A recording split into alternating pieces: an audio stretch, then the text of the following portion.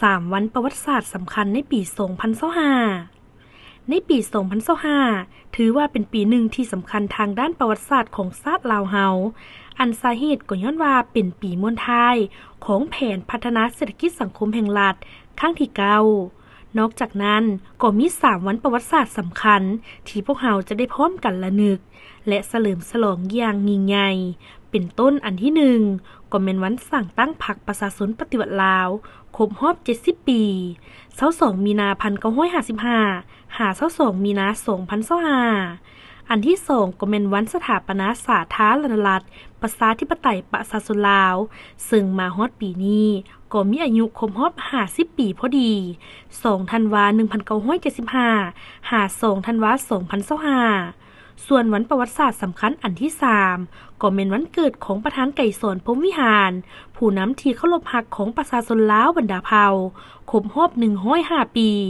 คือวันที่ 13 ธันวาคม 1920 13 ธันวาคม 2025 ใน 3 วันประวัติศาสตร์ที่ติดพันกับชะตากรรมของชาติในปีนี้พวกเราจะได้เห็นหลายอันหลายอย่างที่เป็นผลงานหรือว่ามากผลอันโดดเด่นยิ่งใหญ่นับแต่สปป.ลาวได้สถาปนาเป็นต้นมาจากพฤติกรรมตัวจริงที่ปรากฏให้เห็นอย่างจะแจ้งสังรวมก็คือประเทศชาติบ้านเมืองของพวกเราได้มีการสร้างสรรค์พัฒนาเป็นก้าวๆมานับแต่เมื่อประเทศชาติได้รับการปลดปล่อยประเทศชาติมีเอกราชอย่างสมบูรณ์แบบโดยเริ่มจากการทำบาดแผลสงครามแก่ยาวมาเป็นเวลา50 ปีกว่าจนก้าวมาถึงประเทศชาติได้มีความเจริญรุ่งเรืองได้สำนี้ก็ถือว่าสุดยอดของคนเสื้อชาติหนึ่งที่มีประเทศมีภาษาปากเว้าและมีรากเหง้าของตนเอง